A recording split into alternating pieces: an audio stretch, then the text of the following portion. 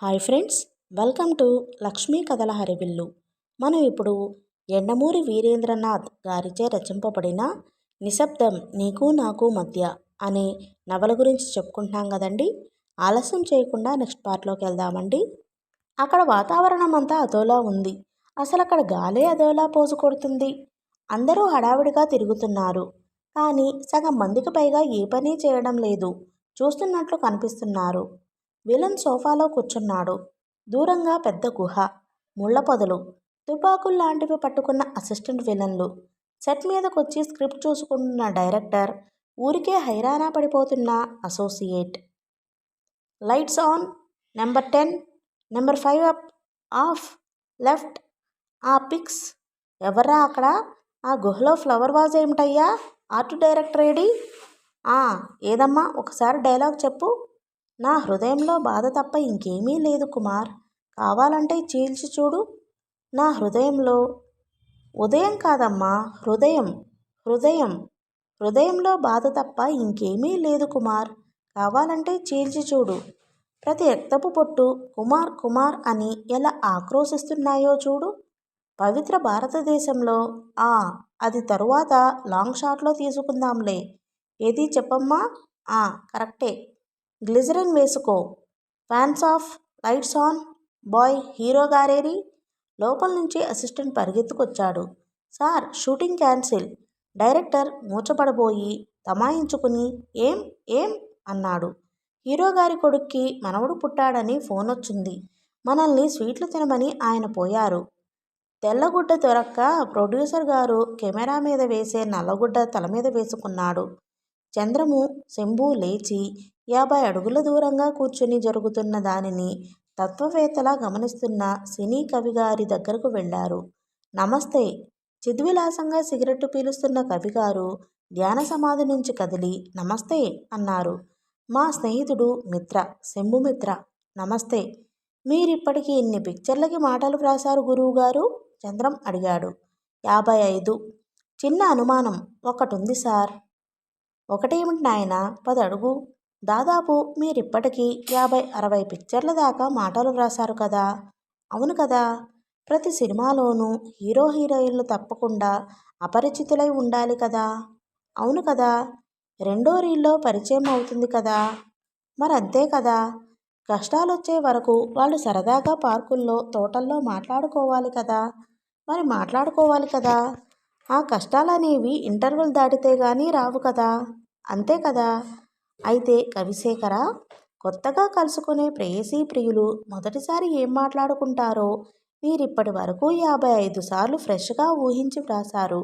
ఇదిగో నా మిత్రుడు మిత్ర, నామధేయుడు, కేవలం థియరీ తెలుసుకోదలిచిన వాడు. ఒక ఉదాహరణ ఇవ్వండి అని తన పని ఇక అయిపోయినట్లుగా మౌనం వహించాడు చంద్రం. కవిగారు సిగరెట్టు పీలుస్తూ తన ప్రపంచంలోకి వెళ్ళిపోయారు. కళ్ళు అరమోడ్పులయ్యాయి. 5 క్షణాలు నిశ్శబ్దం తరువాత అడిగారు. హీరో ఎవరు? మిత్ర ఉలిక్కిపడి ఏదో అనబోతూ ఉండగా చంద్రం అతన్ని ఆపుచేసి, ఎవరైతే ఏముంది స్వామి, పెద్ద హీరో గారే అనుకోండి అన్నాడు. హీరోయిను? పెద్ద హీరోయినే అనుకోండి. కవిగారు గుండెల మీద నుంచి పెద్ద బరువు దించేసిన వాడిలా తేలిగ్గా ఊపిరి పీల్చి, అయితే ఇక మాటలెందుకు అన్నాడు. ముందుకు వంగి కుతూహలంగా చూస్తున్న మిత్ర ఉసూరుమంటూ కుర్చీ వెనక్కు వాలాడు. చంద్రం మాత్రం పట్టువదలని విక్రమార్కుడిలా, పోనీ అప్పుడే ఫీల్డులో అడుగుపెట్టిన హీరో హీరోయిన్లు అనుకోండి అన్నాడు. కవిగారు మళ్ళీ ధ్యానముద్రలోకి వెళ్ళిపోయారు. 2 క్షణాల తరువాత తెరవకుండానే లొకేషన్ ఎక్కడా అని అడిగాడు. ఊటీ అనుకోండి అన్నాడు చంద్రం ప్రోత్సాహమిస్తూ. కలర్ పిక్చరా, బ్లాక్ అండ్ వైటా? కలర్ అనుకోండి. అయితే పాటే బావుంటుంది మరి ఆలోచించకుండా అన్నాడాయన. శంభు కుర్చీలోంచి లేచి నేను పోతున్నాను అన్నాడు. చంద్రం కూడా మరి తర్కించకుండా అతన్ని అనుసరించి బయటకొస్తూ మరీ కమర్షియల్లా ఉన్నాడు గురు అన్నాడు. శంభు మాట్లాడలేదు. విషయాలను ఎలాగైనా తెలుసుకోవాలన్న సీరియస్నెస్ కనబడుతుంది అతనిలో. K&Jలో శంభు ఏరియా సేల్స్ మేనేజర్. చదివింది బీటెక్ అయినా ఈ లైన్లో చేరగానే తన సామర్థ్యం నిరూపించుకున్నాడు. ఆఫీసు కుర్చీలో కూర్చోగానే మిగతా విషయాలు మర్చిపోవడం అతని అలవాటు. అందుకే ఉన్నది కమర్షియల్ ఆర్గనైజేషన్లోనైనా బాగా నెగ్గుకు రాగలుగుతున్నాడు. అయితే అది కేవలం నెగ్గుకు రావడం కాదని, తన పని యాజమాన్యానికి బాగా నచ్చిందని నిరూపించే వార్త ఆ రోజు అతనికి తెలిసింది. కంగ్రాచ్యులేషన్స్ మిత్రా, నిన్ను సేల్స్ చీఫ్గా ప్రమోట్ చేస్తూ బోర్డు రిజల్యూషన్ పాస్ చేసింది. ఆనందాన్ని కంట్రోల్ చేసుకుంటూ థ్యాంక్స్ సార్ అన్నాడు. నిజానికి లిస్టులో నువ్వు 4వ వాడివి. కానీ నీ ఏరియా సేల్స్ ఫిగర్స్ చాలా ప్రోత్సాహకరంగా ఉన్నాయి. ఒక సేల్స్ ఇంజనీర్కి కావలసిన లక్షణాలన్నీ నీకున్నాయి. ముఖ్యంగా కస్టమర్ని ఆకట్టుకుని మాట్లాడే ఫ్లూయెన్సీ, మాటలు, ఆకట్టుకునే మాటలు, లక్షల వ్యాపారం చేయడానికి తోడ్పడే మాటలు. నిజమే, ఒక వస్తువు గురించి తను మాట్లాడడం మొదలు పెడితే అవతలవాడు కన్విన్స్ అవ్వాల్సిందే. మరి అవే మాటలు అమ్మాయి దగ్గర వచ్చేసరికి తల విదిలించాడు. తన ఛాంబర్లోకి వచ్చి కూర్చున్న 2 నిమిషాలకి రీనా వచ్చింది. చెంపల మీద పడే జుట్టు, ఎప్పుడూ నవ్వుతూ ఉండే కళ్ళు, పెదవులకి పల్చగా లిప్స్టిక్. కంగ్రాచ్యులేషన్స్ సార్ అంది. థ్యాంక్యూ రీనా. వచ్చి ఎదుటి సీట్లో కూర్చుంది. ఈరోజు డిక్టేట్ చేయడానికి లెటర్స్ ఏమీ లేవు. ఓకే సార్ నవ్వింది. చాలా అదృష్టవంతులు మీరు. నిజమే, 24 ఏళ్లకి K&J సేల్స్ చీఫ్ అంటే సామాన్యం కాదు. కానీ బాధ్యత. నేను సేల్స్ చీఫ్నైనా, జనరల్ మేనేజర్నైనా నా పిఏగా నువ్వే ఉండాలి. పరాంజపేకి చెప్తాను. Thanks sir. రీనా పిఏగా ఉంటే సగం పని, సగం బాధ్యత తగ్గిపోతాయి. చాలా నమ్మదస్తురాలైన, తన పనిలో శ్రద్ధ ఉన్న అమ్మాయి రీనా. జేమ్స్ ఏమంటున్నాడు? ఆమె బుగ్గలో ఎరుపు. బావున్నాడు సార్. పెళ్ళెప్పుడు? సమ్మర్లో. క్షణం నిశ్శబ్దం. రీనా, సార్, ఈ కొత్త ఉద్యోగం నిర్వహించగలనంటావా? ఆమె అతని వైపు ఆప్యాయంగా, స్నేహపూర్వకంగా చూసింది. తప్పకుండా నిర్వహించగలరు సార్ మీరు. కావలసిందల్లా మాట్లాడగలగటమే. అరే, అదే లేదు నాకు. లేకపోవడం ఏమిటి సార్? రేమండ్ గ్లెండింగ్ కన్నా స్పీడుగా మాట్లాడగలరు. గ్లెండింగ్? కొత్త న్యూస్ ఏమంటే మొన్నే కీలింగ్ ఆల్డ్రిచ్ అనే అతడు కొత్త వరల్డ్ రికార్డ్ సృష్టించాడట. గ్లెండింగ్ నిమిషంలో 356 మాటలు మాట్లాడానని నేషనల్ హెరాల్డ్ వ్రాసింది. సాధారణంగా మనిషి నిమిషంలో ఎన్ని మాటలు మాట్లాడగలడు? 100, 150. నువ్వెంత స్పీడుగా డిక్టేషన్ తీసుకోగలవు Reena? Short hand high speed పాసయ్యాను సార్. 160 దాకా వ్రాయగలను. నేను తడుముకోకుండా మాట్లాడదామనుకుంటున్నాను. కొంచెం డిక్టేషన్ తీసుకుని నేనెంత స్పీడుగా మాట్లాడగలనో లెక్కపెట్టి చెప్తావా ప్లీజ్? రీనా నవ్వి షూర్ సార్ అని వెళ్ళి పెన్సిల్ ప్యాడ్ తెచ్చుకుని కూర్చుంది. అతను చెప్పడం మొదలుపెట్టాడు. మాటలు ప్రవాహంలా వస్తున్న మాటలు, గుండె లోతుల్లోంచి భావాల్ని వెలువరిస్తున్న మాటలు. ఆమె చెయ్యి మిషన్లా కదులుతోంది. చెవి రింగు ఊగుతోంది. పంటితో పెదాల్ని బిగబట్టి రాసుకుపోతోంది. మాటలు పోస్టియర్ కాలం నుంచి సెన్సార్ పాత్ వేస్ ద్వారా మెదడుకు చేరుకునే భావాలు, యాంటీరియర్ కాలం నుంచి లారింగ్స్ ద్వారా గాలి వోకల్ కార్డ్స్లోకి వైబ్రేట్ చేస్తే మాటలు. 2 నిమిషాల తర్వాత అతని వాక్ ప్రవాహం ఆగింది. ఆమె లేచి నవ్వి వెళ్ళిపోయింది. మరుక్షణం టైప్ మిషన్ చప్పుడు లయబద్ధకంగా వినిపించసాగింది. మిత్ర నుదుటి మీద పట్టిన చెమట తుడుచుకున్నాడు. 5 నిమిషాల తర్వాత లోపలికి వచ్చి టైప్ చేసిన కాగితం అందించింది. 2 నిమిషాల్లో 274 అంటే నిమిషానికి 137 సార్. Not bad. ఆమె నవ్వి స్వింగ్ డోర్స్ తెరుచుకుని వెళ్ళిపోయింది. వాచి చేతికి పెట్టుకుని ఒళ్ళు విరుచుకున్నాడు. గాలికి కాగితం రెపరెపలాడుతోంది. యథాలాపంగా దాన్ని చేతిలోకి తీసుకుని మొదటి లైను చదివాడు. మరుక్షణం కుర్చీలో నిటారుగా అయ్యాడు. కళ్ళు పెద్దవయ్యాయి. ముందుకు వంగి చదవసాగాడు. నా ముందు కూర్చున్న అమ్మాయి రీనా. ఆమె చెవిరింగు గాలికి ఊగుతూ ఉంటే చూడటానికి ఎంతో బావుంది. ఈ అమ్మాయి లేకపోతే నా అబ్సెంట్ మైండ్ వల్ల ఎక్కడుండేవాణ్ణో. పెదాలు బిగించి చూపంతా వ్రాయటం మీదే కేంద్రీకరించి ఈ అమ్మాయి ఇలా తీక్షణంగా వ్రాసుకుంటూ పోతూ ఉంటే ఎంతైనా ముచ్చటేస్తుంది. ఇంత ఒద్దికైన అమ్మాయితో ఇంతకాలం కొంచెంసేపైనా సరిగ్గా మాట్లాడలేకపోయాను.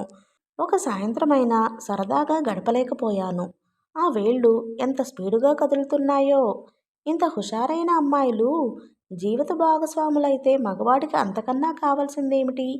ఒక అత్యంత తెలివైన మెడుల్లా ఆబ్లాంగేటా మెదడులో ఉన్న వెధవని నేను. ఇన్ని సంవత్సరాలుగా ఈ అమ్మాయి ఇలా ఎదురుగా నేను చెప్పినవి రాసుకుపోతూ ఉంటే నా ఆప్యాయతని మంచి మాటల్లో ఒక్కసారి కూడా ప్రదర్శించలేదు. ఇప్పుడు అనుకుని ఏం లాభం? చదవటం పూర్తి చేసేసరికి అతడి మొహం అంతా తెల్లగా రక్తం లేనట్లు పాలిపోయింది. చాలాసేపు నిశ్రాణంగా అలానే కుర్చీలో కూర్చుండిపోయాడు. 5 నిమిషాల తరువాత సత్తువ తెచ్చుకుని ఇంటర్కమ్ నొక్కాడు. Reena? Sir. I'm sorry Reena. అవతల వైపు నుంచి క్షణం తటపటాయించిన నిశ్శబ్దం. It's all right sir. నువ్వేమీ అనుకోలేదుగా? నా సంగతి నీకు పూర్తిగా తెలుసు. నవ్వి తెలుసు సార్. అతడు తేలిగ్గా ఊపిరి పీల్చుకున్నాడు. Thank you Reena. సాయంత్రం 4:30 వరకు అతని ముఖ్యమైన కాగితాలు చూడడంలో మునిగిపోయాడు. దాదాపు 5 అవుతుండగా చంద్రం నుంచి ఫోన్. ఏమిటి మధ్యాహ్నం ఫోన్ చేశావుట? నేను లేన్లే అన్నాడు. మిత్ర తన ప్రమోషన్ గురించి చెప్పాడు. హాయ్ అరిచాడు చంద్రం అట్నుంచి. కంగ్రాచులేషన్స్ గురో. మన వాళ్ళందరికీ చెప్పి పార్టీకి వచ్చేయమంటాను. సర్లే, అది మామూలేగా. అవును మామూలే అట్నుంచి అన్నాడు చంద్రం. అందరికీ మామూలు పార్టీ ఇస్తున్నాను. ప్రాణ స్నేహితుణ్ణి, మరి నాకేమిస్తావు? స్నేహపూరితమైన కంఠంతో అడుగు చంద్రం, నీకేం కావాలి అన్నాడు. మళ్ళీ అడిగాక కాదనకూడదు. అనను. క్షణం నిశ్శబ్దం. నీ రూమ్ కావాలి 2 గంటల పాటు. మిత్ర క్షణం తటపటాయించి సరే అన్నాడు.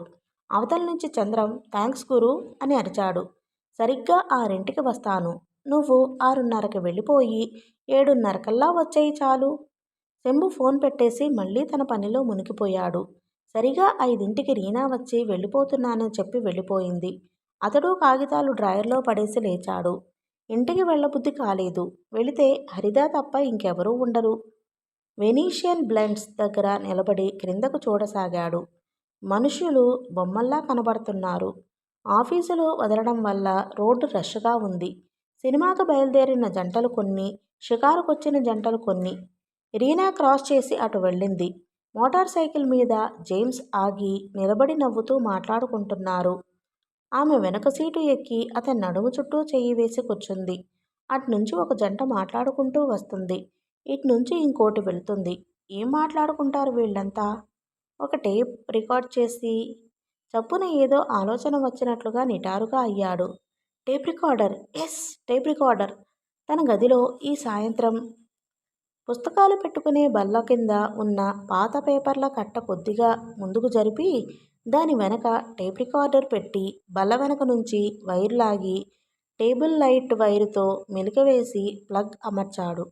స్విచ్ పక్కనే ఉన్న గూట్లో టూత్పేస్ట్ డబ్బాలో మైకు అమర్చాడు. స్టూల్ సరిగా ఉందో లేదో చూసి రికార్డ్ ప్లే బటన్ నొక్కాడు. స్టూల్ తిరగడం మొదలుపెట్టింది. గది అన్ని మూలల నుంచి చిటికెలు వేశాడు. మైకు పవర్ఫుల్ది. స్పష్టంగా రికార్డ్ చేసింది. టేప్ రికార్డు మీద పేపర్లు సరిగా అమర్చాడు. బటన్లు నొక్కే ఉంది. ప్లగ్ స్విచ్ ఆఫ్ చేశాడు. ఆఖరిసారి అన్నీ సరిగ్గా ఉన్నాయో లేదో చూసుకుని సంతృప్తి చెందాడు. ఇదంతా అయ్యేసరికి నుదుటి మీద చెమట పట్టింది. ఓ క్షణం తప్పు చేస్తున్నానా అన్న సంశయం. మళ్ళీ పర్లేదనుకున్నాడు. అంతా తరువాత చంద్రానికి చెబితే సరదాగా నవ్వుకోవచ్చు. సంశయాన్ని థ్రిల్లే గెలిచింది. జరగబోయేవి తలుచుకుని అతడికి మాటిమాటికి నవ్వు రాసాగింది. మళ్ళీ అంతలోనే అంతా సవ్యంగా జరుగుతుందా అన్న టెన్షన్. సరిగ్గా 6ంటికి చంద్రం వచ్చాడు. చాలా హుషారుగా ఉన్నాడు. ప్రోగ్రాంలో చిన్న మార్పు గురు అన్నాడు. శంభు ఉలిక్కిపడి ఏమిటి అన్నాడు. ప్రోగ్రాం 1 గంట ముందుకు జరిగింది. 6:30 అన్నాను కదా. కాదు, 7:30.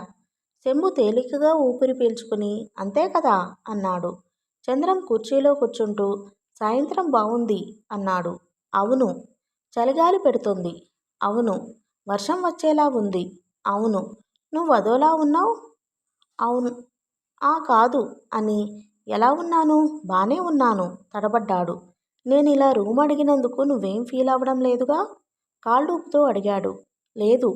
చంద్రం కాలు ముందుకు ఊపినప్పుడల్లా పేపర్ల కట్టకి అది తగిలి అది వెనక్కు జరుగుతోంది. శంభు ఊపిరి బిగపట్టాడు. నీకేమాత్రం అభ్యంతరమున్నా చెప్పు. మన స్నేహం దీనివల్ల పాడవడం నాకిష్టం లేదు. లేదు. నువ్వా కుర్చీలోంచిలే, ఇలా కూర్చో. చంద్రం ఆశ్చర్యంగా చూసి ఏం అన్నాడు. ఏం లేదు. చంద్రం కుర్చీలోంచి లేస్తూ కొంచెంసేపు ఛాయానట్ వినిపించు అన్నాడు. ఇప్పుడు మూడ్ లేదు. చంద్రం కుర్చీలోంచి లేస్తూ ఆశ్చర్యంగా, అదేమిటి, ఎప్పుడూ నాకన్నా ముందే మొదలుపెట్టేవాడివి ఇప్పుడు వద్దంటున్నావు అన్నాడు. ఇప్పుడు మూడ్ లేదు. మూడ్ బాగా లేనప్పుడే ఛాయానట్ వాయించాలి. మిత్రముఖం బాధగా పెట్టి, నిస్సత్తువ కుడి చేతిలో సత్తువ లేదు అన్నాడు. నిస్సత్తువ కుడి చేతిలో సత్తువ లేదు అన్నాడు. చంద్రం అతడి వైపు తేరిపారా చూసి, ఆరోగ్యం బాగుంది కదా అన్నాడు. లేదా నువ్వు ఇంట్లో ఉండిపోతానంటే మేం క్యాన్సిల్ చేసుకుంటాము. బానే ఉంది నా ఆరోగ్యం. 5 నిమిషాలు వాయించు, రికార్డు చేద్దాం. టేబుల్ లైట్ పక్కకు జరపబోయాడు. మిత్ర వెన్నులో చలి మొదలైంది. లేదు లేదు అన్నాడు కంగారుగా. నేను మూడ్లోకి వెళ్ళిపోతే కష్టం. ఇక అది ఆగదు. ఆగకపోతే ఏం? నీ గర్ల్ఫ్రెండ్ వచ్చేస్తుంది.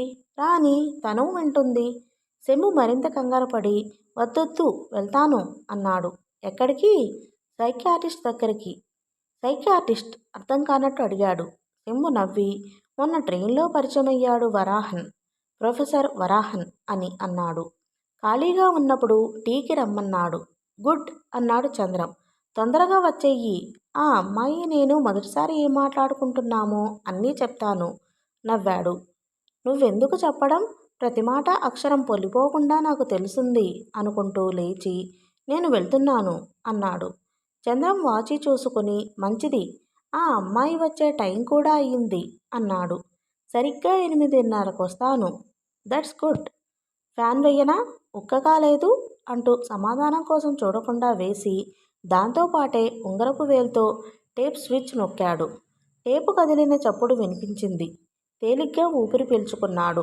పేపర్ల కట్ట స్పూల్కి అడ్డుపడలేదన్న మాట. చలి పెడుతుంటే ఫ్యాన్ ఏమిటి అన్నాడు చంద్రం విచిత్రంగా చూస్తూ. మొహంలో ఏ భావమూ లేకుండా వద్దా అని స్విచ్ ఆఫ్ చేసి, వెళ్ళొస్తాను అన్నాడు మామూలుగా కనబడ్డానికి ప్రయత్నిస్తూ. మిత్ర ఆగాడు. Thanks brother, and sorry also. No best of luck. Chandram మెట్ల మీద నిలబడి ఉన్నాడు. మిత్ర 50 గజాలు నడిచి మలుపు తిరగబోతూ వెనక్కి తిరిగి చూశాడు. ఎర్రచీర కట్టుకున్న ఒక అమ్మాయి తన ఇంట్లోకి ప్రవేశించబోతూ ఉంది. ఓకే ఫ్రెండ్స్, ఈ పార్ట్ని ఇంతటితో ముగిస్తున్నానండి.